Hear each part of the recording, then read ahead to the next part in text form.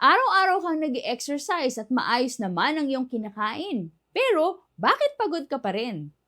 Marami sa inyo ang nagtatanong nito. Baka kulang lang tayo sa sipag? Baka kailangan pa ng mas strict na diet? O baka naman kailangan pang dagdagan ang training? Pero, yan ba talaga ang solusyon? Hello mga friends, this is Coach Janette Aro, the Olympic nutrition coach behind our Tokyo and Paris Olympics medalists. Sa totoo lang, ang dami ko nang na-encounter na ganitong cases, hindi lang sa elite level athletes, kundi pati sa mga non-athlete clients ko na regularly nag-engage sa physical activity. At isang bagay ang paulit-ulit kong nakikita, ang pagod ay hindi laging tungkol sa effort. Madalas, may kinalaman ito sa kabuuang kondisyon ng katawan mo, lalo na sa stress at recovery habits. Kapag sinasabi natin kumakain ako ng maayos, madalas ang iniisip natin ay calories, protein, carbs at supplements. Pero tandaan, ang pagkain ay potential energy lamang. Kung gaano ito ka-effective na magagamit ng katawan ay nakadepende sa overall physiological state natin, lalo na sa stress level. Kapag chronic ang stress, kulang sa tulog, mataas ang pressure sa trabaho o sa bahay, laging nagmamadali, laging may iniisip o inaayos na problema, ay naa-activate ang tinatawag nating stress response system ng katawan. Tumataas ang stress hormones gaya ng cortisol. At kapag matagal na elevated ang stress hormones, mas naaapektuhan ang recovery, mas bumabagal ang muscle repair, mas naaapektuhan ang energy levels, at mas nagiging mataas ang perceived fatigue. Hindi ito kulang sa sipag. Ito ay physiological response ng katawan sa accumulated stress. At tandaan ito, hindi hinihiwalay ng katawan ang training stress at life stress. Pareho silang stress load para sa katawan. Marami din sa mga clients ko na nakaranas ng laging pagkapagod, athletes man o executives, ang instinct nila ay nagtitraining palalo. At sa short term, minsan nakakaya pa.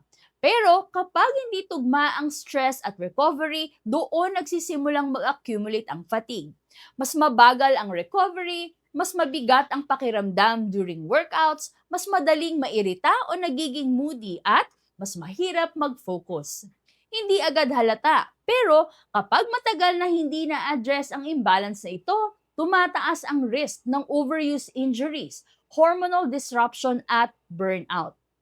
Hindi dahil mahina ang katawan, kundi dahil hindi tugma ang load at recovery capacity.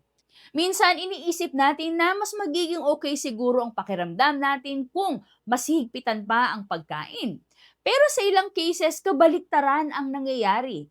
Kapag ang clean eating ay nagre-resulta sa kakulangan sa total energy intake, hindi sapat na carbohydrates relative sa activity level o sobrang restriction, pwede itong magdulot ng tinatawag na low energy availability.